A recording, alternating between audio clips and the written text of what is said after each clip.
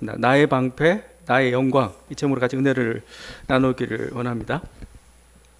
제가 시편 강해를 시작하면서 시편이니까 좀 시처럼 아름답게 설교하겠다 이렇게 결심을 했는데 지금 3편인데도 불구하고 벌써 지쳤습니다. 지금 우린 시를 연상하면 어떤 생각을 합니까? 뭐 자연에 대한 아름다움, 뭔가 하나님의 어떤 신비, 아니면 우리 인생의 어떤 깊은 의미나 어떤 사랑, 그런 것들을 뭐죠?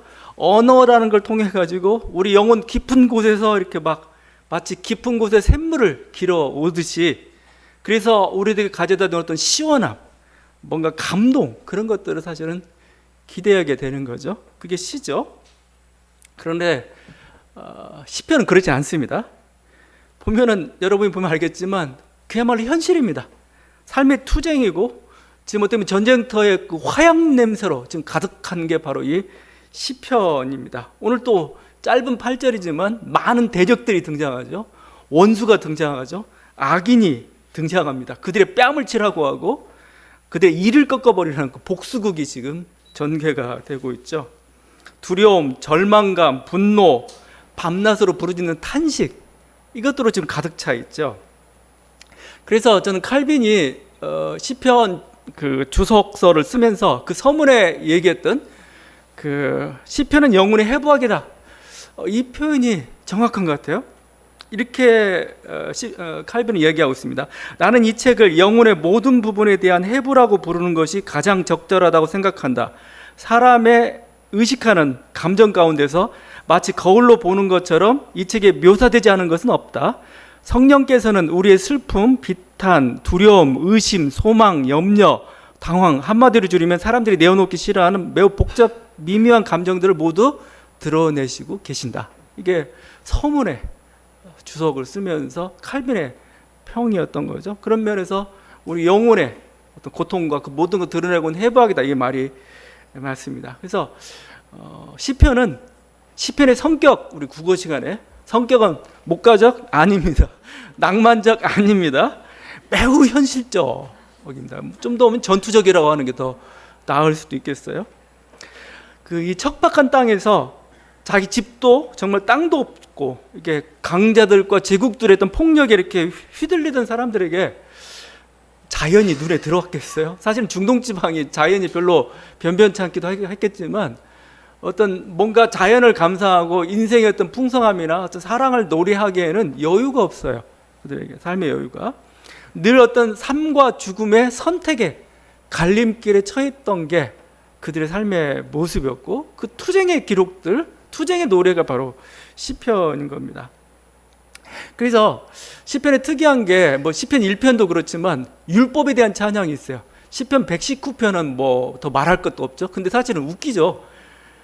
여러분, 헌법을 찬양한다고 봐요. 헌법을 노래한다, 헌법을 찬양한다 하면 좀 이상할 건데, 법 1조는 뭐고 2조는 뭐고 3조는 뭐고 이렇게 할 수도 있는 겁니다. 근데 그걸 즐겨하고 있습니다. 그런 찬양들이 지금 많이 있죠. 왜냐하면 그들에겐 율법이 생존과 직결되었기 때문에 그렇습니다. 보통 이방 우상 국가들은 뭔가 자신의 재물, 아니면 뭔가 자신이 어떤 헌신, 이걸 통해 가지고 신을 감동을 주고 그 신이 우리가 생사화복을 가져다 줘요. 근데 이스라엘은 그렇게 하지 않아요. 이스라엘은 가진 것도 없죠. 그들이 보일 수 있는 하나님에 대한 헌신은 뭐냐면 바른 삶이에요. 바른 삶, 올바른 삶, 올바른 삶을 통해서, 그게 율법이죠. 율법을 지킬 때 바로 거기서 주님의 생사화복이 주어지고 있기 때문에 율법은 자기 생명과 관련된 겁니다. 그 연장선상에 있는 게 사실은 기독교의 설교죠. 설교라는 거. 설교는 매우 부담스럽고 심각합니다. 여러분 온라인 예배도 드리기도 하고 집에서 예배 드릴 때 누워서 드리기가 불편해요. 이렇게 팔 베고 어떻게 잘하나 보자. 그렇게 못해요, 그거. 왜냐하면 여러분한테 자꾸 결단을 요구해요. 어떻게 살 거냐, 그렇게 살면 안 된다, 자꾸 얘기하니까 거기서 그러니까 이게 편안하게 들을 수가 없어요. 그러니까 이게 그걸 제가 지금 10년 넘게 하고 있는 저는 어떻습니까? 저는 그 어떤 매주 뭔가 여러분에게 순종과 뭔가 윤리와 어떤 결단을 계속 전해줘야 되는 게 그래서 저는 이제 이걸 놀이처럼 치부하지 않으면 못 살아요. 저는 너무 심각하게 설교하기 시작하고 그걸 자기 삶 속에 적용시키려면 전 죽어버려요. 못해요 그거. 그러니까 근데 항상 이렇게 그런 구조를 가지고 있죠. 이게 설교라는 게 구약의 연장선이라고 봅니다. 그게 이 히브리 시의 그 성격에도 잘 나타나고 있습니다. 시의 형식. 여러분 시와 산문을 어떻게 구분합니까? 보면 알죠. 이게 시인지 산문인지. 보통 이다로 안 끝나면 시다. 우리는 보통 생각합니다. 그냥 하여튼 뭐 그럴 수도 있죠. 어떤 운율이 있다든가, 어떤 리듬이 있다든가, 아니면 또 많은 은유가 함유되어 있을 때 그걸 우리가 보통 시라고 이렇게 부르죠. 근데 히브리어에서 시는 그렇게 결정되지 않습니다. 히브리어에서 시는 평행법으로 결정이 됩니다. 히브리어에서는 뭐가 시고 뭐가 산문이냐라고 할 때 전부 그냥 문장처럼 다 보여요. 다 주어동사 다 있고 막 그래요. 평행법이 그걸 결정합니다. 그러니까 평행법이란 건 뭐냐면 한 구절 다음에 다음 구절이 관계가 있어요. 둘이. 이게 반복되거나 이게 대조되거나 아니 이게 발전하거나 아니면 응답 형식으로 진행되는 거 이거죠.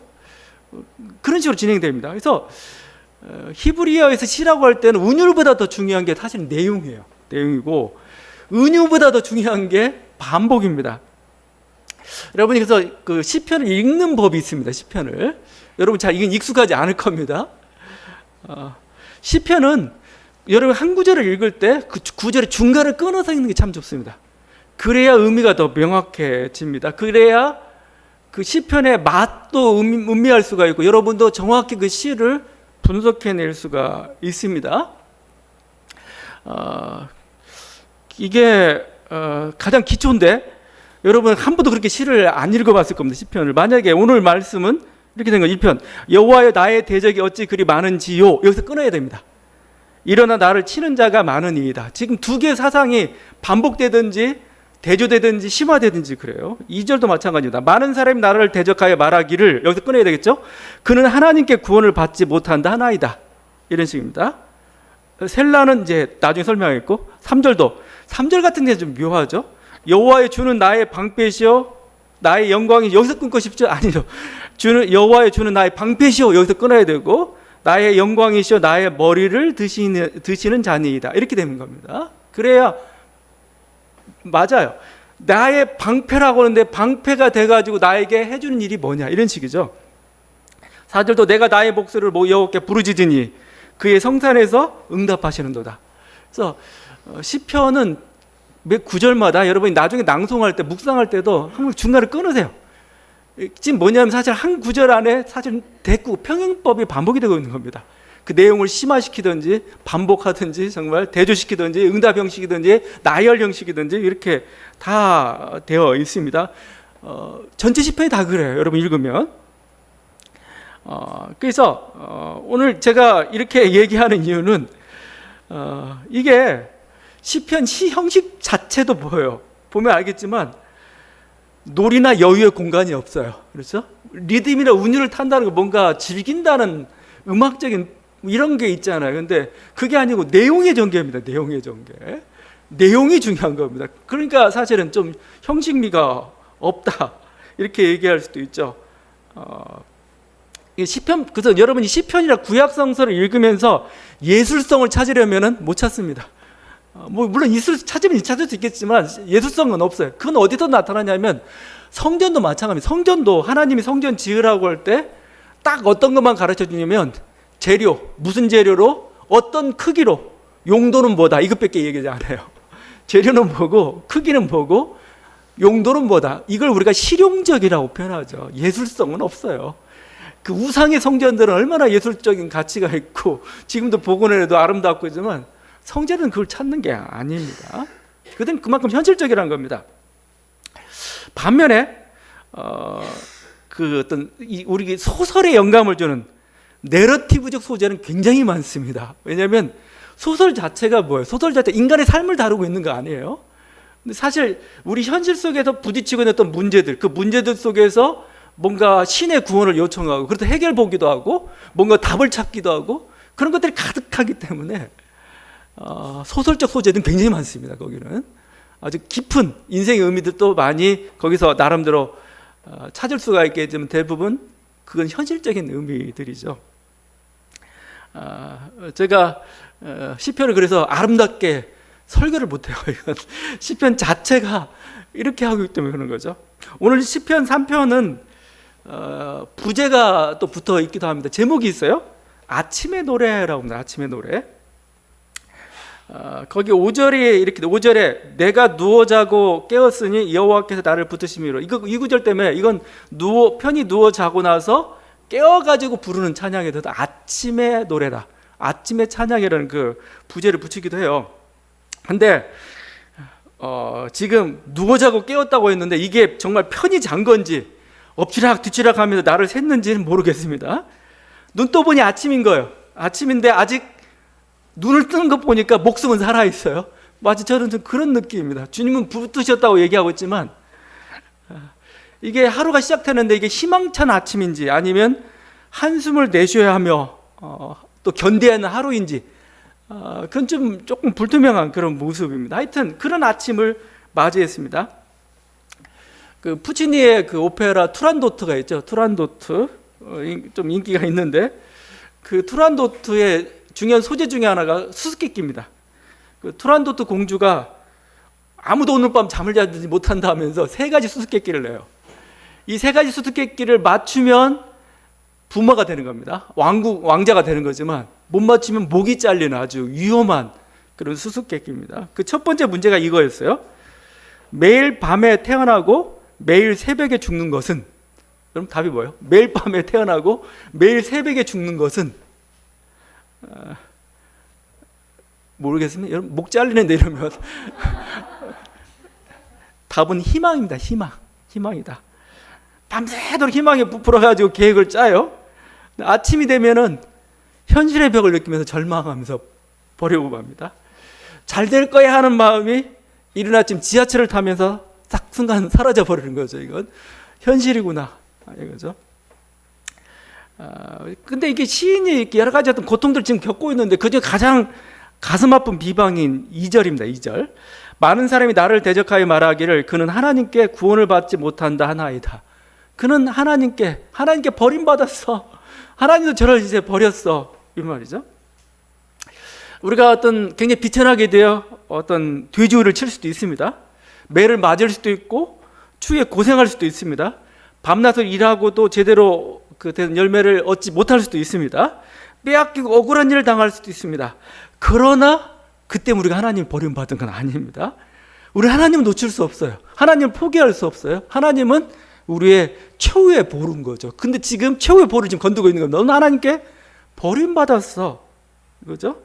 하나님이 나를 포기했다고, 하나님이 나를 버렸다고 우리가 인정하는 순간 우리 인생 끝나는 겁니다, 이제. 그건 어떻게 보면 다른 말로 표현하게 되면 마치 우리 운명을 무의미하다고 규정한 거나 마찬가지예요. 그러니까 어떤 인격적인 하나님 존재를 떠나서 내가 하나님을 버렸다는 건 뭐예요? 내 운명은 더 이상 무의미해. 내가 고난을 받고 내가 이렇게 고생을 하고 그 이유가 없잖아요. 그 이유를 저분이 나에게 뭔가 이렇게 알려주지 않고 너는 나의 어떤 계획 가운데 내가 그거 하고 있다는 어떤 그 신성함 우리에게 주지 않는다면은, 그런 의식이 없다면은 우리는 더 이상 살 가치도 없는 그런 존재가 되고 말 것이죠. 하나님이 나를 외면했다고? 그건 포기할 수 없습니다. 내가 아무리 가난하더라도, 내가 아무리 힘든 가운데 있더라도 뭐예요? 뭔가 하나님의 뜻이 계시다 이거죠. 하나님의 계획이 있는 거다. 우리는 어떤 그 희망과 믿음 속에 사실은 이겨내고 있는 겁니다. 내가 이렇게 이건 개고생이 아닌 거죠. 나의 고생을 통해서 분명히 뭔가 역사가 일어나고 하나님께서 그렇게 이끌어 가고 계시다는 거죠. 그런데 내가 버림받았다? 하나님이 나를 포기했다? 그럼 받아들일 수가 없는 거죠. 그래서 우리가 예수님이 십자가상에서 그 마지막 부르짖음이 있었죠. 그게 엘리 엘리 라마 사박다니, 나의 하나님 어찌하여 나를 버리셨나이까. 이게 지금 왜 주님은 이 얘기를 하고 있는 건가? 뭔가 고통 때문에 그런 건가? 뭔가 수치 때문에 그런 건가? 그게 아니고 신이 침묵하고 있기 때문에 그런 겁니다. 신이 침묵. 내가 이렇게 고난받고 내가 이렇게 억울하게 죽음을 당하는 그 순간인데 신이 뭐라고 말씀을 안 하는 거예요. 아무런 말씀 안 하는 그 순간에 갑자기 그런 생각이 드는 거죠. 왜 신은 나를 외면하고 있는 걸까? 어떻게 보면은 그건 다른 식으로 얘기하면 삶의 무의미와 싸우고 있는 거다. 무의미. 개죽음이야 이거. 아무런 의미가 없는 죽음이야. 당신 정말 그런 겁니까? 그죠? 그 엄청난 그 무의미의 그 순간에 끝까지 주님은 뭐예요? 붙잡았던 거죠. 하나님을 붙잡았던 거죠. 그게 사실은 뭐예요? 정말 십자가의 죽음이 죽음으로 끝나지 않고 그게 많은 사람을 살리는 생명의 어떤 그 통로가 되었고 그게 되었던 거죠. 지금 이 시인은 지금 계속 외치고 있습니다. 외치고 부르짖고 있는 게 물론 그걸 통해 가지고 뭐 악인의 뭐 이를 부러뜨리고 면상을 치고 뭐 그런 실제적인 승리나 그런 또 필요한 겁니다. 근데 더 필요한 건 뭐냐면은 그걸 통해서 나는 하나님이 함께 하시는 사인을 보고 싶은 거예요. 그러니까 그 악인을 치고 나의 어떤 지금 이렇게 곤고한 상황을 역전시키는 걸 보면서 하나님은 살아계시고 하나님은 나를 포기하지 않으셨구나. 그 사인을 보기를 원하는 겁니다. 사인을. 그래 당신은 나를 사랑하십니다. 그걸 확인하고 싶은 겁니다. 그렇다면 나는 뭐예요? 앞으로 또 어떤 고난이 나는 그 길을 갈 겁니다. 심지어는 지옥끝이라도 저는 갈 것입니다. 하나님의 사랑을 확신한다면. 어떻게 보면 그게 간절함이 지금 이 시편 3편에 지금 담겨 있다고 볼 수가 있습니다. 시인이 그러니까 뭐 밤낮 부르짖는 겁니다. 주의 성산에서 성전에 와가지고 아니면 회당에 와서 뭐 거기서 막 주님께 부르짖는 거죠. 부르짖자 그에게 주어진 응답이 3절인 거죠. 3절의 확신입니다. 여호와여 주는 나의 방패시요 나의 영광이시요 나의 머리를 드시는 자신이다. 당신은 나의 방패가 되시지. 당신은 나의 영광이고 나의 머리를 드시는 자이시라고 기도 중에 이게 응답인 거죠. 기도 중에 깨닫는 거죠. 깨닫는 거죠. 당신은 이런 분이셨죠. 나의 방패시죠. 방패. 여러분 방패라고 할 때 그냥 방패를 한 방향만 이렇게 막아내요. 근데 하나님의 방패는 뭐예요? 하나님의 방패는 사방을 해서 다 우리를 막아줍니다. 그래서 사도 바울이 그렇게 고백하죠. 사방에 우겨쌈을 당할지라도 우리는 그렇게 그런 싸임을 당하지 아니하는 그런 존재라고 이렇게 하고 있죠. 오늘 거기 6절에서는 천만인이 나를 에워싸 진친다 해도 나는 두려워하지 않습니다. 천만인이 여러분 천만인이 아니고 댓글 하나만 가지고 막 머리가 막 가슴 아프고 뭐 그냥 막 삶의 의미도 막 사라지고 그런 사람들이죠. 누가 비방해도 막 그거 가지고 그냥 끙끙대고 뼈가 마른 자들이죠. 자, 근데 여러분 손 안에 있는 게 뭔지를 한번 다시 보기를 바랍니다. 너에게 방패를 줬다. 나의 방패. 적의 불화살들, 댓글의 공격들, 비방들을 막아낼 수 있는 그 방패가 되시는 분이 하나님이시고 하나님이 그렇게 너희를 지켜주시겠다 이렇게 말씀하고 있어요. 당당하게 고개를 들고 무심한 듯 나아가십시오. 왜냐하면 하나님께서 지켜주시기 때문에 그걸 신뢰하고 갈 수 있기를 바랍니다. 이 말을 들어야 될 사람들은 우리 현대사회에서 보니까 어떤 정치적 박해자들 아니면 선각자들 좀 더 현실적으로 얘기하면 연예인들, 아이돌들은 이거 가지고 가야 돼. 천만이 나를 둘러칠지라도 그 막 댓글 얼마나 공격을 해야 됩니까? 조금만 잘못했더라도 물론 잘못에 대한 대가는 받아야 되죠. 근데 정도 이상의 그 비방들이 쏟아질 때 그걸 어떻게 감당하냐 이거예요. 그 견뎌야 됩니다. 특히 정치인들은 더 심하죠. 그 모든 모욕들을 견뎌낼 수 있는 힘, 그거 어디서 나오느냐? 나의 방패되는 하나님. 모든 것들을 다 막아주신 하나님. 우리가 그분을 신뢰하고 나아갈 때 단순히 그분께서 막아주시기도 하지만 그건 다른 식으로 표현하면 나의 삶의 정당성입니다. 정당성. 내가 한 행동, 내가 한 결정, 내가 걸어가는 길이 난 옳아요. 옳아. 옳다는 확신이죠. 그래야 사실은 그 모든 불화살들 다 이겨낼 수가 있죠. 루터가 종교개혁을 하면서 로마 교황청 어떤 사제들 앞에 재판을 받기 위해서 끌려갑니다. 그 막 보름주 의회라는 곳으로 끌려갑니다. 근데 여기 재판은 그냥 재판이 아니에요. 여기서 만약에 이단이나 이런 판결을 받게 되면은 화형에 처해지는 아주 어떤 절대적인 위기의 순간이죠. 그래서 가야 된다는 사람, 말아야 된다는 사람 막 하는데 루터가 했던 그 유명한 말이 있죠. 마귀가 보름주 모든 지붕에 기왓장 수만큼 많을지라도 나는 갈 것이다. 나는 여기 확고히 서 있다. 그렇죠?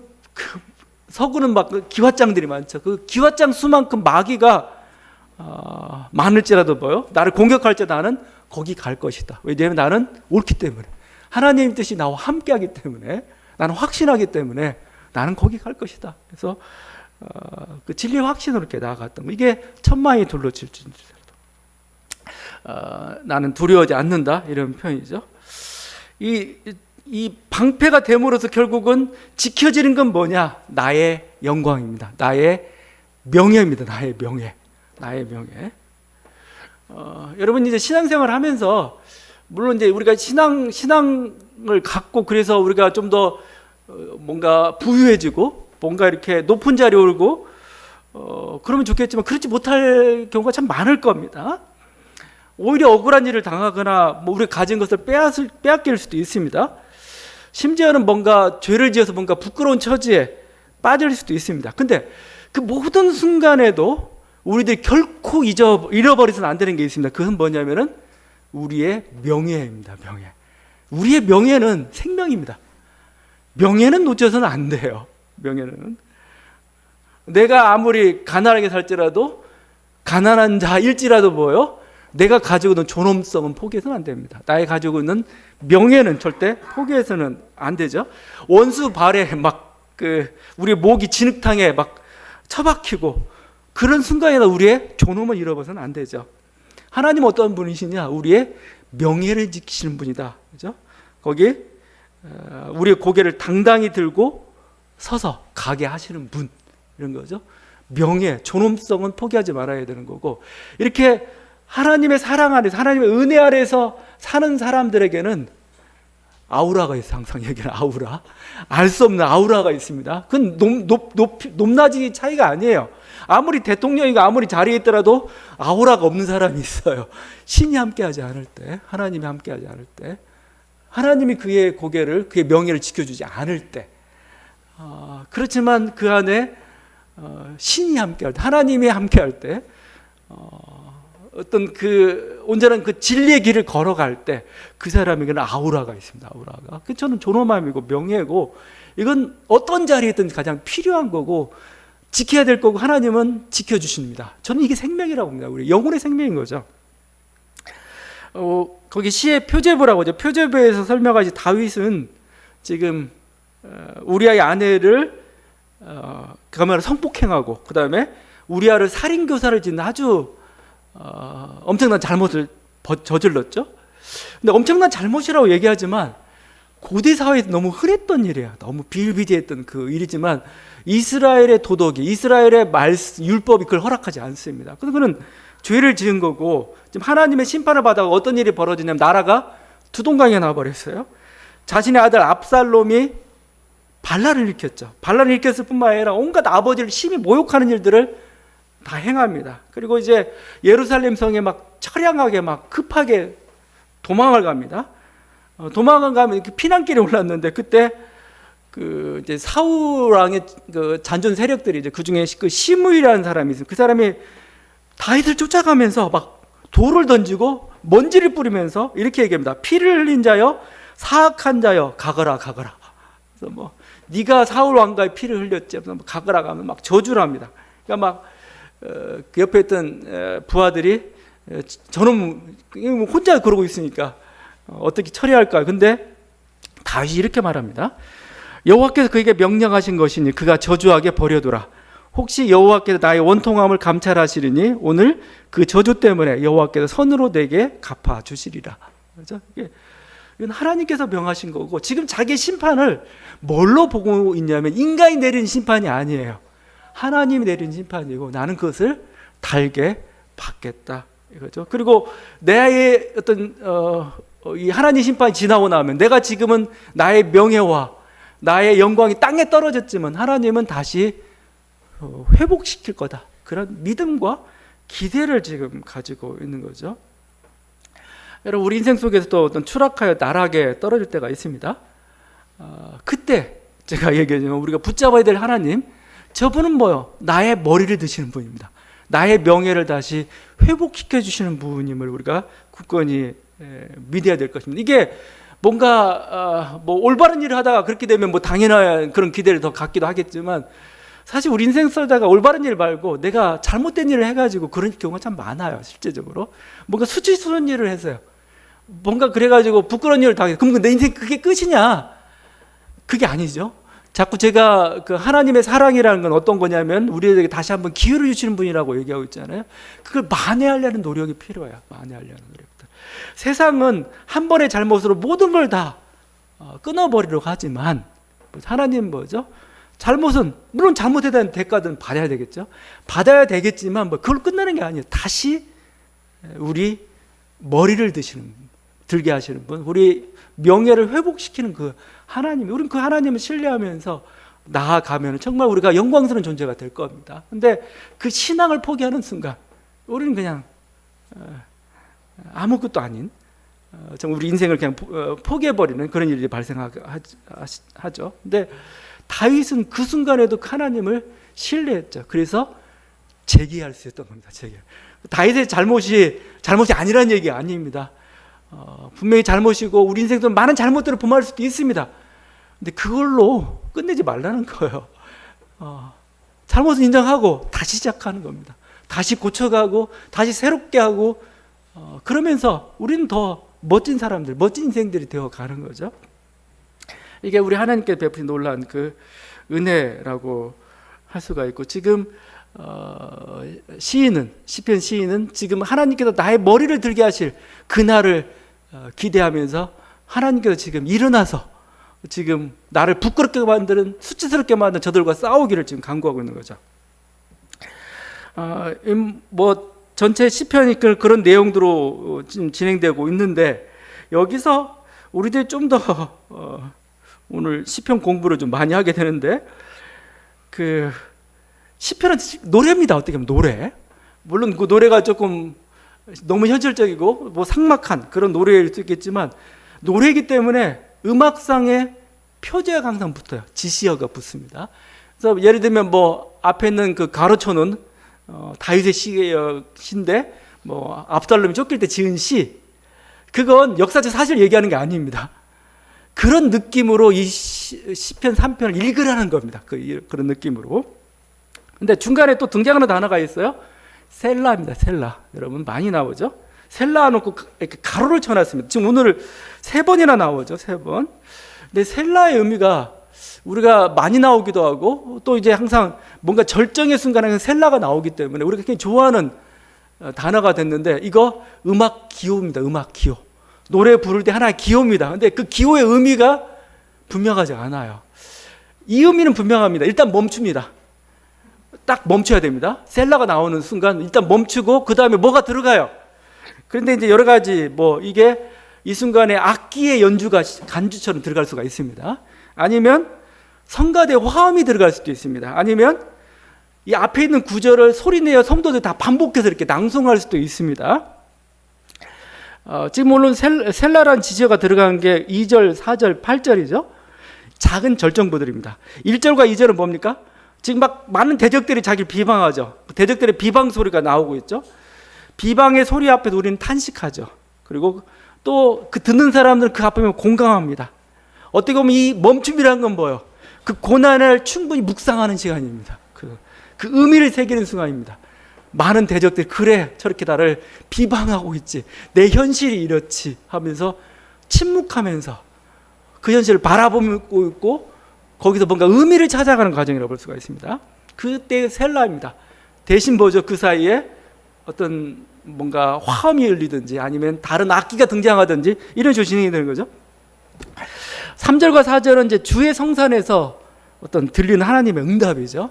나의 영광이고 나의 방패된 그 하나님께서 이제 주의 성산을 응답하셨습니다. 응답하셨다. 하나님의 응답이 울린 거지. 그건 기도 응답인 거죠. 축하하고 뭔가 감사해야 될 일입니다. 근데 아직 문제는 해결된 거 아닙니다. 아직 문제는 해결되지 않았지만 우리는 뭐요? 이미 응답을 받았습니다. 충분히 감사하고, 이미 뭐요? 겟세마네인 거죠. 여긴 겟세마네. 십자가의 승리를 쟁취하기 전에 이미 겟세마네 고통스러운 그 기도를 통해 응답을 받았어요. 승리는 이미 겟세마네에서 주어지고 있죠. 바로 그 순간입니다. 그리고 마지막 셀라가 5에서 8절이죠. 지금 원수를 향한 이제 공격 시작입니다. 공격 개시. 확신에 찬 그 승리의 찬양이죠. 이제 하나님께서 우리의 문제에 개입하시기 시작하셨다 이거죠.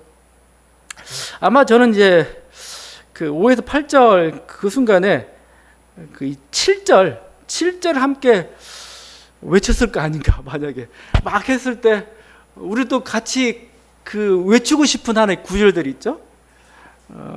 저는 7절을 5에서 8절 셀라하는 그 순간에 모든 성중들이 일어나서 이렇게 외쳤을 것 같습니다.